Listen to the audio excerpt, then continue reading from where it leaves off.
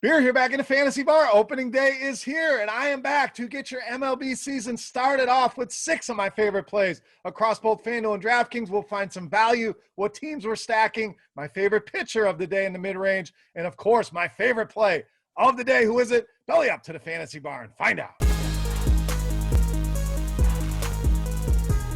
Welcome in, guys. Opening day edition, Beers Daily Fantasy 6-pack. Good to be back here for another season of MLB baseball. We'll be coming to you a couple times a week, providing you 6 of my favorite plays across both FanDuel and DraftKings. Thank you, as always, for stopping in. If you are new here to the fantasy bar, we want to welcome you as well. Been doing these videos for a lot of years now. Excited to be doing them here once again, especially opening day. Nothing better than when you get every single team on the docket, and we've broken it down to my favorite 6 plays. So before we get into that, guys, couple things. First of all, click that thumbs up button. Let's see how many we can get on the video. That's the tip jar here in the bar. Absolutely free to watch the video. All I ask you, click that thumbs up button and do us a favor there. Also, make sure you subscribe to the channel. Get notified when these videos are coming out. Like I said, we're going to do them a couple times a week, but they'll be different days. So make sure you are in the know. Hit that subscribe button. Lastly, guys, make sure you head over and check out scoresandodds.com/beer. The link is in the description right below the video,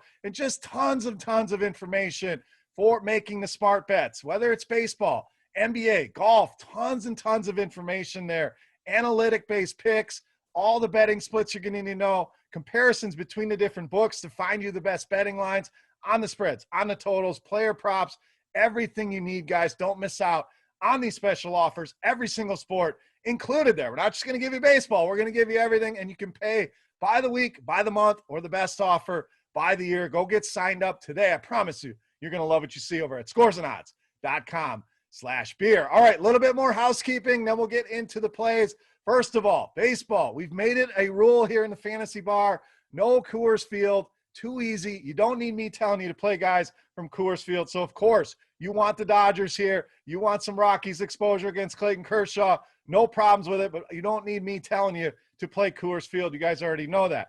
Pitching. We've seen a big dynamic shift in pitching with a lot more bullpen usage from a lot of these teams. So we're going to try to include that in our plays and try to find some of these weaker bullpens we can pick on as well, along with some of the starting pitchers we want to identify as targets. Lastly, guys, can't wait to get MLB season started. Let's get into it here with our first pick, a multi-positional pick, which FanDuel has added this year. I think it'll add a nice dynamic to their game. Let's start with second baseman, outfielder, Ian Happ of the Cubs.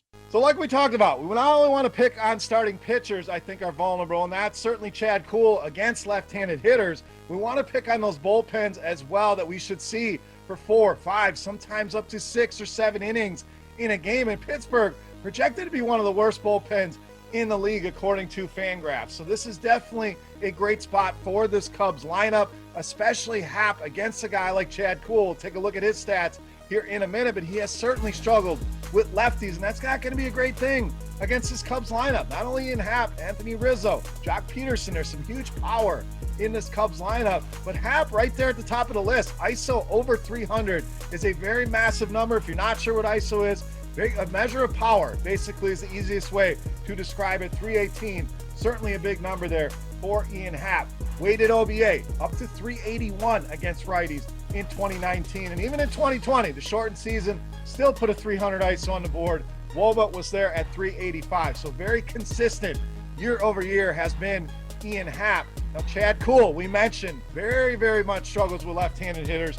39.7% hard contact rate, 361 career WOBA allowed, and almost a 40% hard contact rate over the course of his career. So the guy missed 2019, pitched a little bit in 2020, but this is a great spot for the Cubs. Great spot for Ian Happ, especially at just 3,000 on FanDuel, and you can slide him into that second base spot.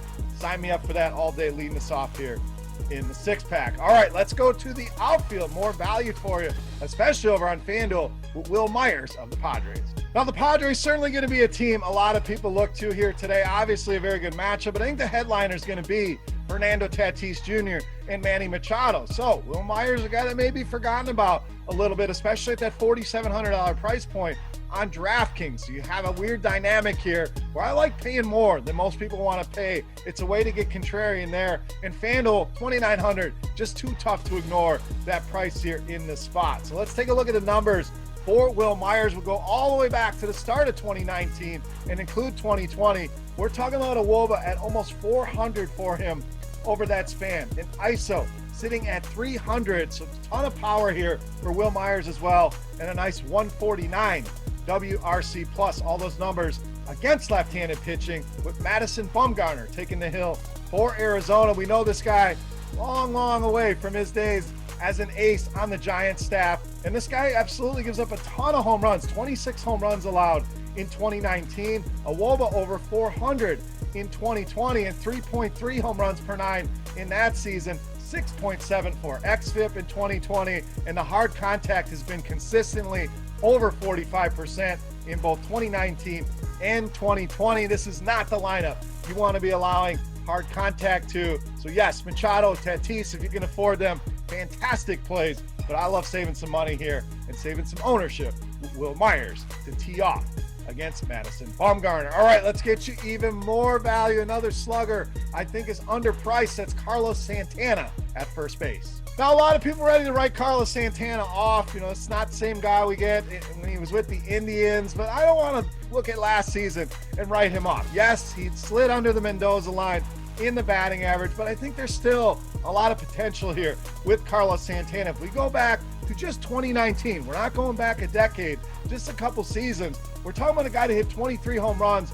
with a 366 WOBA against right-handed pitching. So we're not that far off. And yes, this is a team in Kansas City not super excited about this season, and not a team we're going to target a ton here. But in this spot against Kyle Gibson, I think this could be a profitable spot at these prices. 29% home run to fly ball rate. We know Gibson hits a ton of ground balls, but when the ball does go in the air, he's allowing it to leave the yard. 2.2 home runs per nine, two left-handed hitters in 2020. So yes, ground ball pitchers generally want to stay away from here, but I like the prospects for Carlos Santana in this matchup. Really like the price here, especially on FanDuel at just 2,800. All right, let's take a look at my favorite starting pitcher on the slate. A ton of studs, that would be too easy. Let's go to the mid-range here, and a guy I think is a bona fide stud at a discounted price, Luis Castillo of the Reds. So what I really like about Castillo, strikeouts, the name of the game here, always gives you massive upside in any given matchup. And even this matchup here, if we dive in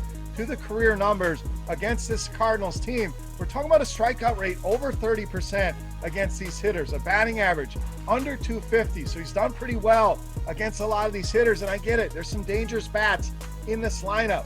Guys like Paul Goldschmidt, the newly acquired Nolan Arenado. This is not an easy matchup here for Luis Castillo, but that's part of the reason I really like him. Is I think people will shy away and tend to go to more of those studs that have an easier matchup or guys in better spots. You know, that's going to save us here. And I think we get Castillo at a nice low ownership number, and we know he has the upside to compete with any pitcher on this slate. Anytime he toes the slab, he gives you that level of upside. So I think this matchup a little bit underrated here. Maybe it takes the Cardinals some time to find their spots, but good history against St. Louis here. I think Castillo goes double-digit strikeouts here. We're going to go big. Love the prices, love the spot. Get him in those opening day lineups on both FanDuel and DraftKings. All right, let's get back to the hitters here. A youngster I think is in for a breakout season at first base, third base, Alex BOHM of the Phillies. So you talk about a guy that came in and made an instant impact. Talking about a guy that finished second in NL Rookie of the Year voting, but led all NL rookies in average hits, RBIs in that shortened 2020 season. Also hit lefties very well to start out his career. WOBA over 360 and an ISO approaching 250. So we get nice power out of him as well. And Max Fried, not normally a guy I want to pick on. You know, it's been pretty good over the course of his short career. Continues to get better each and every year, but does show some vulnerabilities to right-handed hitters with power. 17 home runs allowed in 2019, a hard contact rate at almost 40%. So yes, a good pitcher here, but this Phillies lineup, I expect Philadelphia to be much improved this season, and I expect BOHM to have a massive year, continue building on that short rookie campaign, and really put some big numbers on the board, not only this season, but for us as well. 2,900 on FanDuel is a steal, 3,100 on DraftKings. In my opinion, the best value on the board over there. Lock him in those lineups here on opening day. All right, it's time to take a look at my favorite play for opening day. But before we do that, we're going to continue it. And if you're new, what are we talking about? We run a Beast of the Night contest. What does that mean? It's absolutely free to play. You get in the comment section. All you got to do is guess fantasy points on FanDuel for my highest scoring hitter out of the 5. You don't have to guess who it is. You don't need to give me a name. Just fantasy points. The closest guess will win themselves either a free 3-day pass to check out RotoGrinders Premium, or if you're already a subscriber, we will send you a free RotoGrinders t-shirt. Let's wrap this baby up. Our opening day 6-pack. Who is my favorite play? Let's check them out right now. You know, Mass, the Beast of the Night.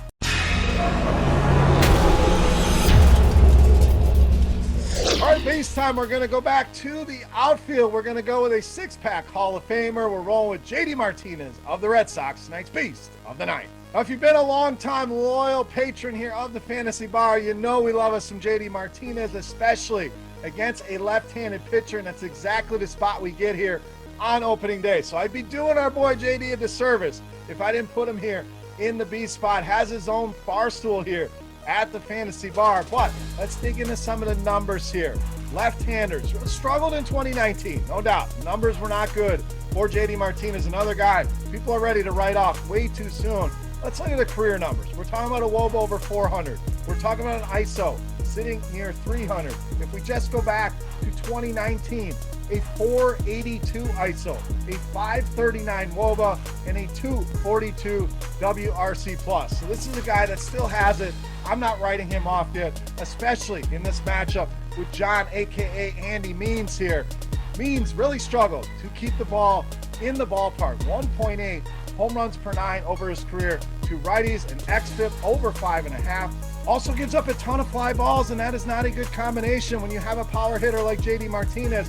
48% fly ball rate, which has led to a 13.3% home run to fly ball rate. JD Martinez going to take advantage of that. Calling my shot here. JD Martinez goes yard not once, but twice in this game. Has a massive day to start out the MLB season, making JD Martinez easily my favorite play of the day and tonight's Beast of the Night. All right, guys, that'll wrap us up here for our opening day 6-pack. Hopefully you guys enjoyed your time here in the Fantasy Bar. If you have any comments, questions, feedback, hit me up in the comment section right below the video. Let me know what you want to see in these videos. We may start including some of my favorite bets of the day as well. So you want to see that, you want to stick with 6 players, you like the current format, 5 hitters, 1 pitcher.